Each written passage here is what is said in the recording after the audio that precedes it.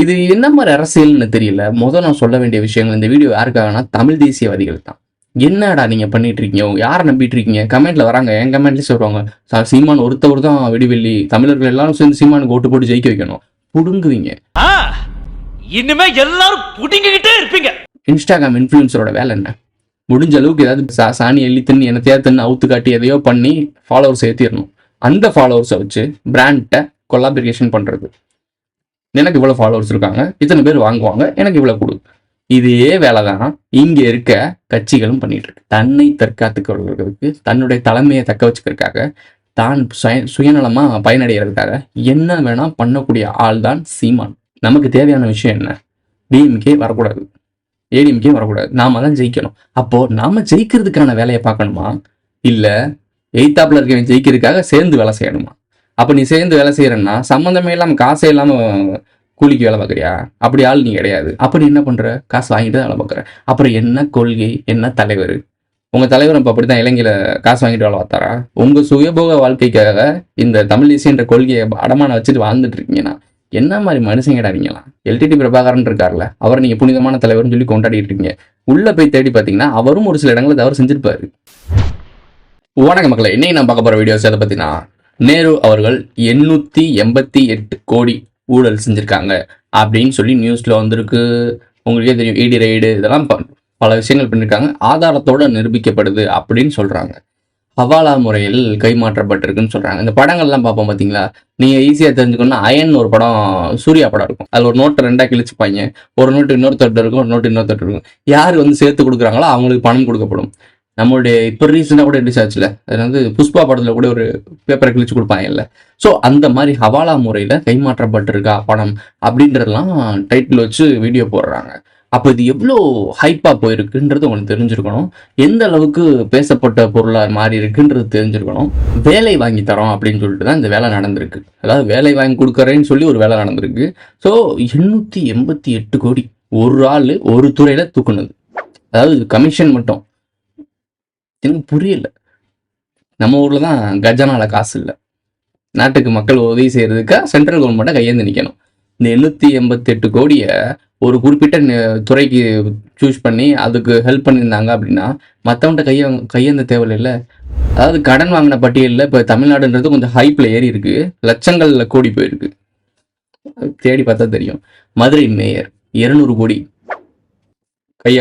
கையகப்படுத்திருக்காங்கன்னு சொல்றாங்க. எனக்கு புரியவே மாட்டேனுது. மதுரையில் சொத்து வரின்னு சொல்லிட்டு இப்போ ரீசெண்டாக நான் மைக்கு வீட்டில் வந்தாங்க எங்கள் ஏரியா சைட்லாம், சொத்து வரி கட்டுங்கன்னு சொன்னாங்க. சொத்து வரியை ஏற்றிட்டாங்களாம். இப்போ ரீசெண்டாக எல்லாருக்கும் தெரிஞ்சிருக்கும், சொந்த வீடு வச்சுருக்கோம்னு தெரியும். ஸோ சொத்து வரி ஏற்றிருக்காங்க, அது மூலமா எடுக்கப்பட்ட கையகப்படுத்திருக்காங்க. அதில் 200 கோடி அமைக்கிருக்காங்க. மொத்தம் எவ்வளோ அமௌண்ட் அப்படின்னா 370 கோடி கணக்கு காட்டியிருக்காங்க, இவ்வளோதான் வந்திருக்குன்னு. ஆனால் அவங்க ஆட்டையை போட்டது என்னன்னா 200 மொத்தம் வந்திருக்கு. அதில் 200 கோடி அமைக்கிருக்காங்க. மேயர் ராஜினாமா பண்ணிட்டாங்க. ஒரு 10 பேர் சம்மந்தப்பட்ட ஆட்கள் கைது பண்ணப்பட்டிருக்காங்க. இது பேசு பொருளாக தமிழகம் முழுக்க பேசு பொருளானனால கையகப்படுத்திருக்காங்க. இப்போ நம்ம இதெல்லாம் ஏன் பேசுறோம் அப்படின்னா, நம்ம ஏன் இதை பத்தி பேசிட்டு இருக்கோம்? இது என்ன காரணம்? ஊழல் இன்னைக்கு நேத்தான் நடந்துட்டு இருக்கு. காலங்காலமா சுதந்திரம் அடைஞ்சதுலேருந்து ஊழல் நடந்துட்டு தானே இருக்கு அப்படின்னு எல்லாருக்கும் பொதுவாகவே தெரியும். பட் இன்னைக்கான வீடியோ அதுக்காக கிடையாது. இந்த ஊழலை பத்தி பார்க்க போறதில்ல. இந்த ஊழலை பத்தி, எதிர்கட்சியை பத்தியும், தமிழகத்துக்கு தமிழருக்காக நிக்கிற தமிழ் தேசியம்னு ஒரு கூட்டம் தெரியுதுல, அந்த கூட்டத்தை பத்தி தான் இந்த வீடியோல சிறப்பா பார்க்க போறோம். வாங்க வீடியோக்குள்ள போலாம். ஒரு நாள் என் தமிழ் மீது, என் தாயின் மீது, என் தலைவன் மீது சத்தியம் விட்டு சொல்றேன், இந்த நிலம் எனக்கு சிக்கிச்சு, நீ செத்த. வாய்ப்பில்லை ராஜா.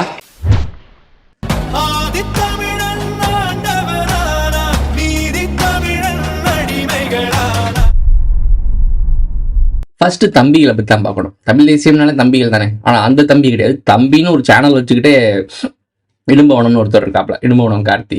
இந்த ஃபோட்டோவோட எடுத்தாங்கல்ல, அறிவாலயம் ஆட்களோட ஒரு தியேட்டருக்கு போனோம், நாங்கள் வீரப்பனோட படத்தை பார்க்க போனோம் அப்படின்னு சொல்லி உருட்டிட்டு இருந்தாங்க எனக்கு கொஞ்சம் முன்னாடி.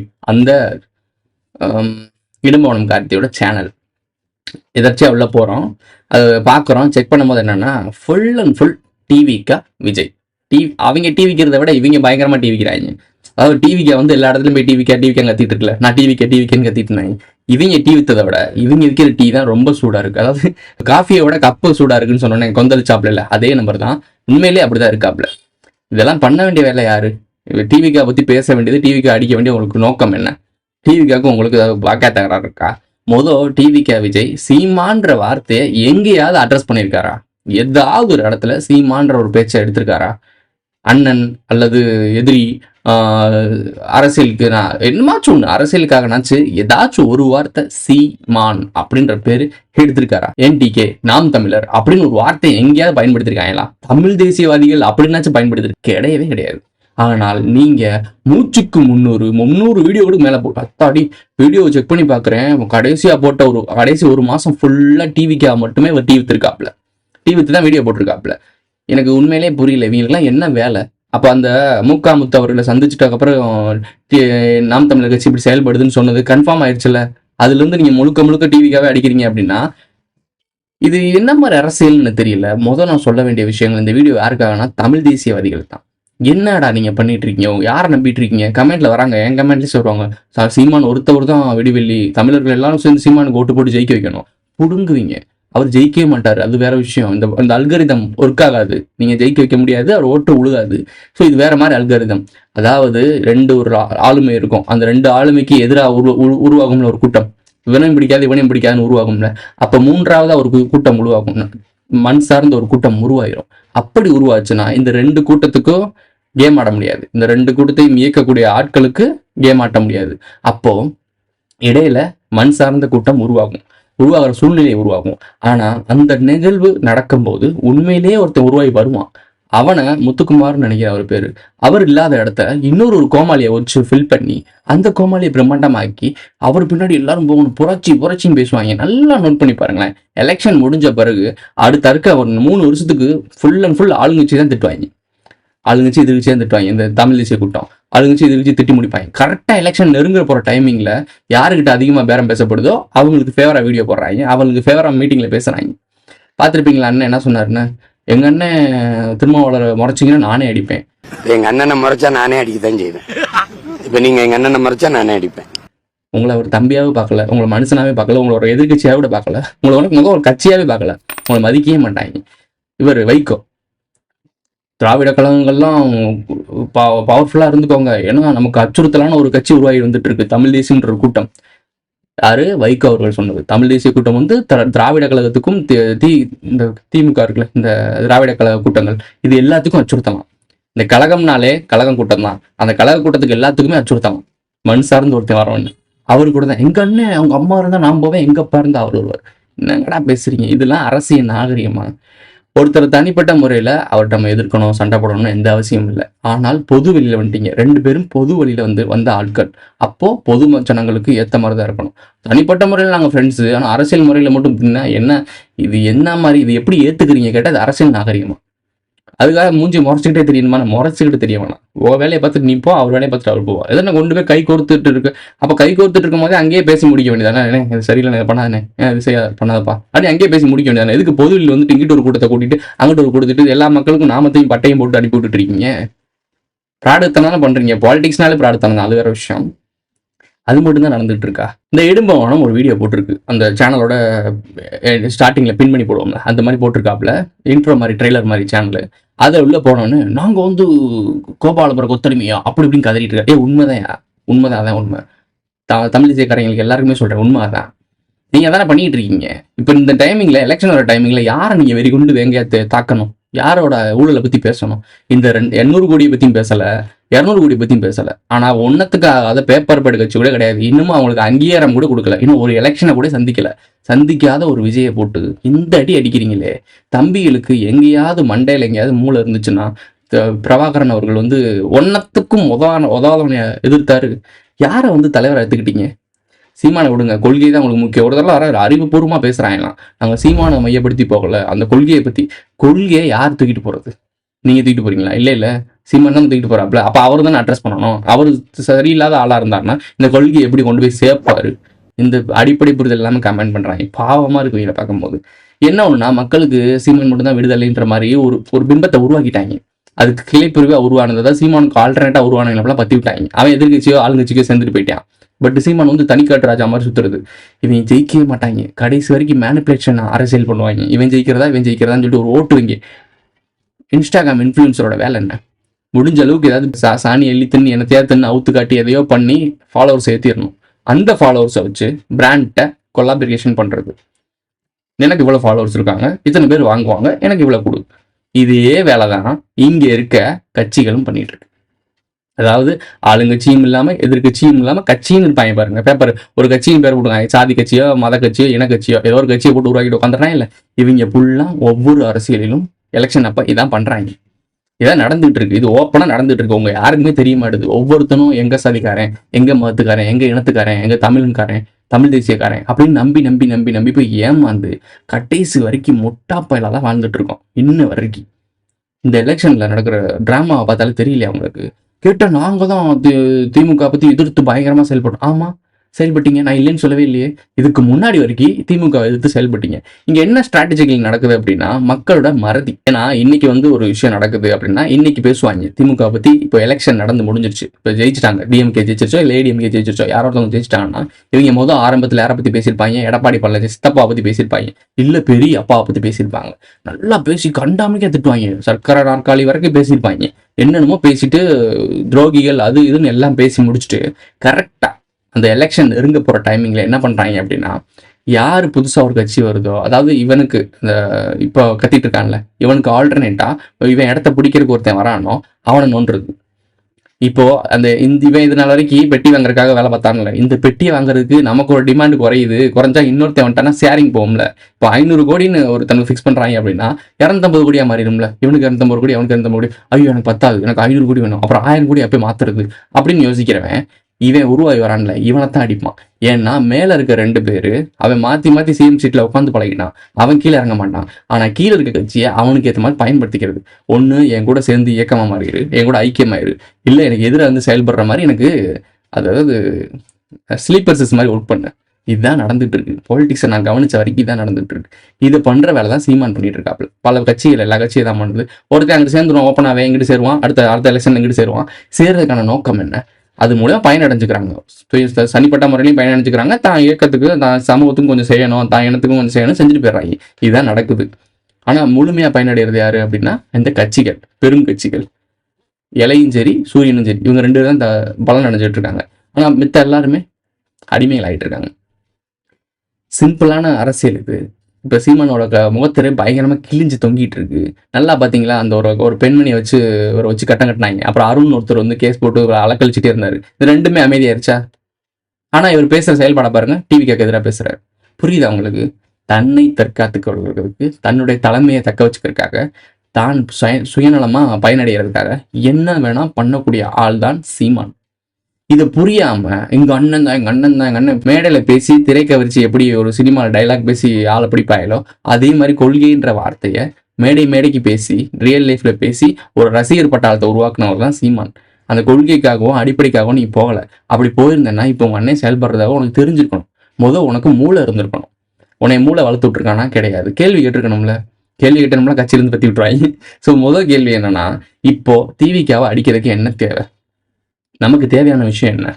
டிஎம்கே வரக்கூடாது, ஏடிஎம்கே வரக்கூடாது, நாம தான் ஜெயிக்கணும். அப்போ நாம ஜெயிக்கிறதுக்கான வேலையை பார்க்கணுமா, இல்லை எய்த்தாப்புல இருக்க ஜெயிக்கிறதுக்காக சேர்ந்து வேலை செய்யணுமா? அப்போ நீ சேர்ந்து வேலை செய்யறன்னா சம்மந்தமே இல்லாமல் காசே இல்லாமல் கூலிக்கு வேலை பார்க்குறியா? அப்படி ஆள் நீ கிடையாது. அப்போ நீ என்ன பண்ற? காசு வாங்கிட்டு வேலை பார்க்குற. அப்புறம் என்ன கொள்கை, என்ன தலைவர்? உங்க தலைவர் இப்போ அப்படித்தான் இலங்கையில காசு வாங்கிட்டு வேலை பார்த்தாரா? இல்லை, அவர் ஒரு புனிதமான ஒரு மனிதனாக இருந்தனால தானே அவர் கொள்கை தலைவரை வச்சு அவர் ஒரு பிராண்டாக கட்டி அதை வச்சு கல்லா கட்டினீங்க. இப்போ நான் தம்பிகள்கிட்ட கேட்குற கேள்வி ஒன்று தான். பிரபாகரன் ஒரு தலைவனை வச்சு மையப்படுத்தி தான் இந்த கட்சியை இயங்கிட்டு இருக்கு. அந்த தலைவனோட மையம் என்ன? தமிழ் தேசியம், தமிழ் தனக்குன்னு ஒரு தனி நாடு அமையணும்னு. நீங்க தனி நாடுலாம் கேட்கல, நம்ம நாடு தான் தமிழ்நாடு. இந்த நாட்டுக்கு தமிழன் ஆளணுன்றக்காக தான் ட்ரை பண்ணிட்டு இருக்கீங்க. அதாவது சொந்த நாட்டு ஆடுறதுக்கே முயற்சி தான் பண்ணிட்டு இருக்கோம். அப்போ சுத்தி நடக்கிற சூழ்ச்சி என்ன, சூழ்ச்சிகளை எப்படி களை எடுக்கணும்ன்றத ஸ்ட்ராட்டஜிகளை உருவாக்காம அவங்க கூடயே சேர்ந்துக்கிட்டு பெட்டிகளையும் குட்டிகளையும் வாங்கிட்டு பாட்டில்களையும் வாங்கிட்டு படுத்து தூங்கிட்டு இருந்தீங்க அப்படின்னா உங்க சுயபோக வாழ்க்கைக்காக இந்த தமிழ் தேசியன்ற கொள்கையை அடமான வச்சுட்டு வாழ்ந்துட்டு இருக்கீங்கன்னா என்ன மாதிரி மனுஷங்கடா நீங்களாம்? சரி, சீமான் தான் அப்படி இருக்காப்புல, தம்பிகள் தான் அப்படி இருக்காரு, தம்பி தான் அப்படி இருக்காரு அப்படின்னு பார்த்தா, இடும்பவனம் தான் அப்படி இருக்காருன்னு பார்த்தா சாட்டை அதுக்கு மேல அது ஒரு கார்பரேட். அதுக்கு மேல சினிமா போட்டு ரிவ்யூ பண்ணும், சினிமா தேட்டருக்கு போய் படம் பார்க்கும், சினிமாக்கு ரிவ்யூ பண்ணும். யார் என்னன்னே தெரியல. இந்த அரசியல் கட்சி நடத்துதா இல்லை யூடியூப் சேனல் நடத்தானே தெரிய மாட்டேது. என்னத்தையோ பண்ணிட்டு இருக்கு. அது அண்ணன்னு சொல்லிட்டாப்ல, எனக்கும் கட்சிக்கும் எந்த ஒரு தொடர்பும் இல்லைன்னு கட் பண்ணி விட்டாங்க. சிம்பிளான விஷயம் என்னன்னா, இவருக்கும் முத்துக்குமார் அவர்களுக்கும் தொடர்பு இருக்கு, சீமானுக்கும் முத்துக்குமார் அவர்களுக்கும் தொடர்பு இருக்கு. ஒரு வீடியோ கூட நான் ட்விட்டர்ல பார்த்தேன். முத்துக்குமாரோட மரணத்துல சம்மந்தப்பட்ட ஒருத்தவரை சீமான் நேரடியா சந்திச்சாருன்னு சொல்லி ஒரு ட்விட்டர்ல வீடியோ பரவிட்டு இருக்கு, நீங்க பார்த்துருப்பீங்க. அப்படி அந்த வீடியோ பார்த்துட்டு தம்பிகள் கிட்ட என்ன ஃபேக்குன்றுவான். ஏன்னா உன் மண்டே ஃபுல்லா இப்போ என்ன இருக்குன்னா டிவிக்கேன்னு வித்துட்டு இருக்காங்கல்ல, அதே மாதிரி சீமான் வித்துட்டு இருக்கீங்க. ஏன் அவர் தப்பு பண்ணாத ஆளா? ஏன் சீமான்ற ஒரு பேர் தமிழ் தேசியத்துக்கு ஒரு தலைவன் வந்துட்டான்னா அவன் தப்பு பண்ணாம இருப்பானா? எல்டிடி பிரபாகரன் இருக்கார்ல, அவர் நீங்க புனிதமான தலைவர்னு சொல்லி கொண்டாடிட்டு இருக்கீங்க. உள்ள போய் தேடி பார்த்தீங்கன்னா அவரும் ஒரு சில இடங்களை தவறு செஞ்சிருப்பாரு, செய்யாமல இருந்த மனிதனா பிறந்தாலே ஹியூமன் எரரே தான். ஸோ நீங்க என்ன பண்றீங்க அப்படின்னா, அவர் பண்ண தப்பை அட்ரஸ் பண்ணி அதை சரி பண்ண பார்க்கணும், அது என்னன்னு புரிஞ்சுக்கணும். நீ புரிஞ்சுக்காம என் தலைவன் கத்திட்டு இருந்தேன்னா சினிமா ஜாம்பிகளுக்கும் அரசியல் ஜாம்பிகளுக்கும் எந்த வித்தியாசமும் கிடையாது. நீங்க எல்லாருமே வெறும் ஜாம்பிகள். உங்களை மேய்க்கிற மேய்ப்பர்கள் தான் இவங்க எல்லாருமே. மேய்ப்பர்கள்னு சொன்னாலே உங்களுக்கு புரிஞ்சிருக்கணும். அனைத்து கட்சி கூட்டத்துக்கு அழைப்பிடுதல் விட்டுருக்காங்க. 42 கட்சி நினைக்கிறேன், மேபி அப்படிதான் இருந்துச்சு, நான் பார்த்தேன். 43 கட்சிகள். அதுல 23வது இடத்துல தமிழக வெற்றி கழகம் போட்டிருக்காங்க. 24வது இடத்துல நாம் தமிழர் போட்டிருக்காங்க. உனக்கு நீ யாருக்காக வேலை செய்யற, உன்னை என்னமா மதிக்கிறாங்கன்னு தெரியுதா? தமிழக வெற்றி கழகம்னு ஒரு கட்சியே கிடையாது, இப்போதான் ஆரம்பிச்சிருக்காங்க. ஒரு கூட்டம் இருக்கு, அவ்வளவுதான். அவங்கள முன்னாடி போட்டு உங்களை பின்னாடி போடுறாங்கன்னா 8% வாக்க வச்சுக்கிட்டு இருக்கேன். இவங்களுக்கு வேலை செய்றீங்க. இன்னும் நல்லா புரிஞ்சுக்கோங்க. இங்க அண்ணன் ஒரு பிசினஸ் மேன், அழகா பிசினஸ் பண்ண கத்துக்கிட்டாரு. தமிழர்களோட உணர்வை வச்சு பிசினஸ் பண்ண கத்துக்கிட்டாரு. இது எல்லாமே தெளிவான விஷயங்கள். இப்போ நான் மட்டும் தமிழர்களுக்காக பேசுற மாதிரி என்னால இந்த யூடியூப் சேனல்ல வியூஸை என்னால ஏற்ற முடியும். செக் பண்ணி பாருங்களேன். தமிழ் இனத்தை பத்தி பேசின வீடியோஸ்க்குலாம் எவ்வளவு வியூஸ் போயிருக்கு, நான் மற்ற விஷயங்கள் ரகசியங்களை பத்தி பேசின விஷயம்லாம் எவ்வளவு வியூஸ் போயிருக்குன்னு. இந்த யூடியூப்பை எப்படி அல்கோரிதத்தை பயன்படுத்தணும்னு எனக்கு தெரியும். நான் தமிழ்னு சொல்லி பேச ஆரம்பிச்சேன்னு வச்சுக்கோங்களேன், என் சேனலும் சப்ஸ்கிரைபர் ஏறும், வியூஸ் போகும், நானும் கல்லா கட்டலாம். ஆனா அது பண்றதுக்கு நான் எதுக்கு இங்கே உட்காந்துருக்கணும்? அதுக்கு எதுக்கு நான் சேனல் ஆரம்பிச்சிருக்கேன்? நான் என்டர்டைன்மெண்ட் சேனல் அழைச்சிட்டு போயிடுவேனே, அதுக்கு இதை விட ஃபேன்ஸ் ஃபாலோவிங் அதிகமே. புரிஞ்சுக்கோங்க, நான் கொள்கைக்காரெல்லாம் வேலை பார்க்கல. நீங்க இப்ப நான் பண்ற விஷயம்லாம் காரணம் என்ன அப்படின்னா, ஒரே ஒரு காரணம், அவேர்னஸ். எந்த தலைமையா இருந்தாலும் என்னையுமே நீ முழுமையா நம்ப தேவையில்ல. நம்ம இப்படிலாம் விழிப்புணர்வுன்னு சொல்லிட்டோம், இருள் பயிற்சி மூலமா உங்க மூளையை பயன்படுத்த முடியும்னு சொல்லிட்டோம். இதன் மூலியமா பயன்படுத்தி நீ விழிப்புணர்வு அடைஞ்சு நீ நகண்டு போ. ஏன் பின்னாடி தொங்கிட்டு உட்காரன்னு அவசியம் இல்லை. எனக்கு சொல்றது என்னன்னே புரியுதான்னு கூட உங்களுக்கு தெரிய மாட்டேது.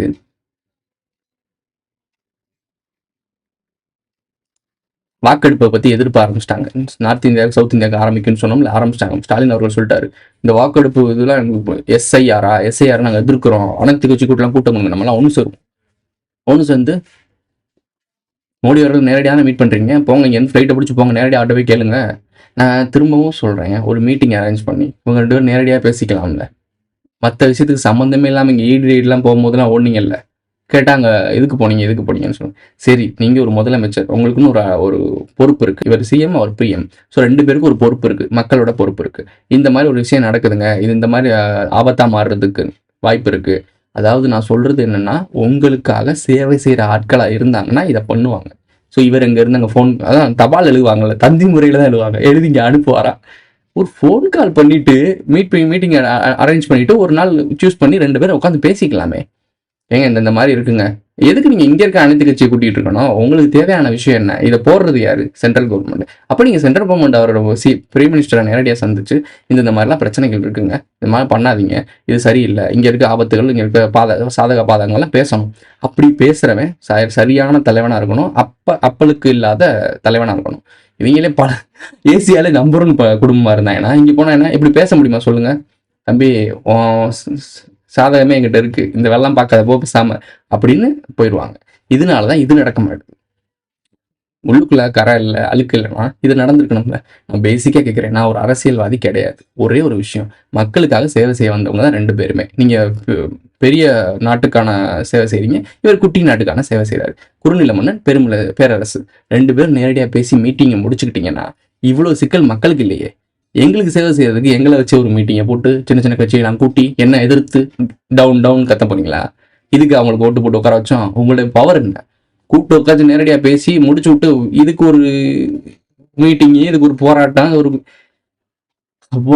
ஆனா இதெல்லாம் நம்ம தப்பு இல்ல, இந்த இடம் இருக்கிற அழுக்கு அழுக்க உருவாக்கி இவங்கள மாதிரி ஆளுங்க இவங்க எல்லாம் பார்த்தாலே விரட்டி விரட்டி வெளுக்க தோணுது. என்னங்கடா இந்த அரசியல்லாம் பார்க்கும்போது எனக்கு இப்போ விஜய் கோவம் வந்துருச்சு, சிட்டிக்கு கோவம் வந்துருச்சு அப்படின்ற மாதிரி விஜய்க்கு கோவம் வந்துருச்சு. கட்சியாவே இல்லாதவருக்கே கோவம் வந்துருச்சு. கட்சியா இருந்து வெறும் கோவத்தை மட்டுமே முதலீடா வச்சு சம்பாரிச்ச மக்களை சம்பாரிச்ச நாம் தமிழர் சீமான் இப்போ டிவிக்காக மட்டுமே அடிக்கிறார். கேட்டா அப்பப்போ அடிச்சுக்குவாங்க, மண்டி கண்டுபிடிச்சுவாங்க, இல்லைனாலும் அப்பப்போ திமுக அடிக்கிறது. இப்போ அனைத்து கட்டி வச்சு கூட்டத்துக்கு உங்களை கூப்பிடுவாங்களா அப்படின்னு கேட்டதுக்கு நானும் போக மாட்டேன், நாங்கள் கட்சியாக இல்லாதப்போ இப்போ நாங்கள் அங்கீகாரம் ஆன பிறகு எங்களை கூப்பிட்டு என்ன பிரச்சனை, நாங்கள் அங்கீகாரம் வரப்போ எங்களை கூப்பிடலை அப்படின்னா உங்களை ஒரு ஆளாவே மதிக்கலை. இப்போ தமிழக வெற்றிகளுக்கும் அங்கீகாரம் பெறாத கட்சி தானே, ஏன் கூப்பிடுறாங்க? இதெல்லாம் உங்களுக்கு புரிய போகிறதில்ல. இங்கே நடக்கிற அரசியல் யாரும் ஒரு இயக்கம் உருவாக்கிட முடியாது. அப்படி இயக்கம் உருவாக்கி மக்களுக்காக சேவை செஞ்சிட முடியாது. இங்கே இருக்க டெமோக்ரஸியும் இங்கே இருக்க கட்டமைப்பும் என்னன்னே புரியாமல் ஒரு மேட்ரிக்ஸ்குள்ளே வாழ்ந்துக்கிட்டு போலியான கட்டமைப்பு, இந்த போலியான கட்டமைப்பை நம்பிக்கிட்டு வாழ்ந்துட்டு இருக்கீங்க. இது என்னான்னு கொஞ்சம் இந்த ஸ்ட்ரெச்சர்லேருந்து வெளியே வந்து பார்த்தா தான் தெரியும்.